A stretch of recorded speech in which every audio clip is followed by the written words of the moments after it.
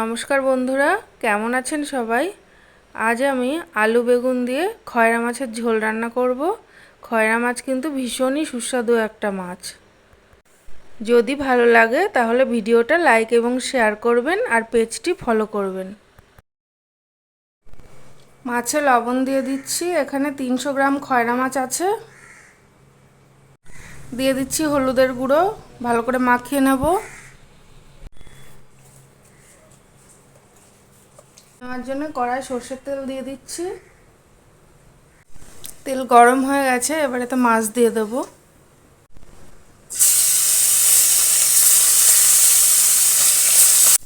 মাছ এক পিঠ ভাজা হয়ে গেছে, এবার উল্টে দেব। মাছটা ভাজা হয়ে গেছে, এবার আমি তুলে নেব।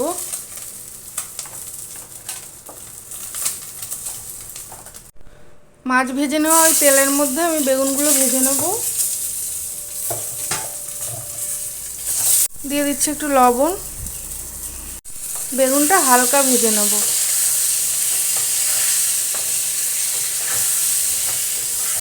বেগুনটা ভাজা হয়ে গেছে, এবার আমি তুলে নেব।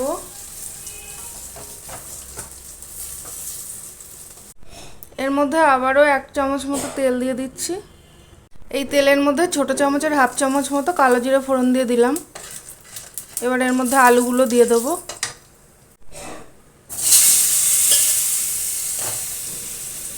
দিয়ে দিচ্ছি লবণ,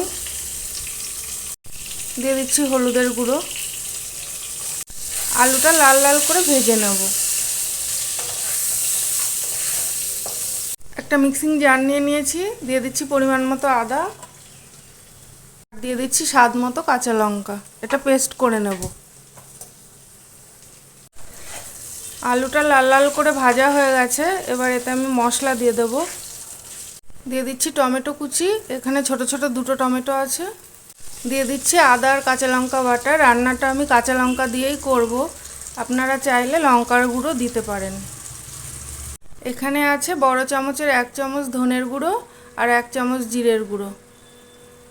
দিয়ে দিচ্ছি স্বাদ মতো একটু লবণ, দিয়ে দিচ্ছি হলুদের গুঁড়ো। মশলাটা আলুর সাথে খুব ভালো করে কষে নেব। মশলা আলুর সাথে ভালো করে কষানো হয়ে গেছে, এবার এতে আমি পরিমাণ মতো জল দিয়ে দেবো।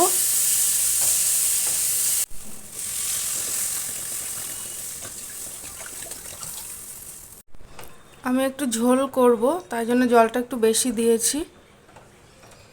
ঝোলটা ফুটে ওঠার জন্য একটু ঢাকা দিয়ে দিচ্ছি। ঝোল ফুটে গেছে, এবার আমি এতে দিয়ে দেবো ভেজে রাখা বেগুনগুলো। দিয়ে দিচ্ছি ভেজে রাখা মাছ। দিয়ে দিচ্ছি স্বাদ মতো একটু লবণ। দিয়ে দিচ্ছি চেরা কাঁচা লঙ্কা। দিয়ে দিচ্ছি সামান্য একটু চিনি, ঝোলের স্বাদটা একটু ব্যালেন্স করার জন্য দিলাম।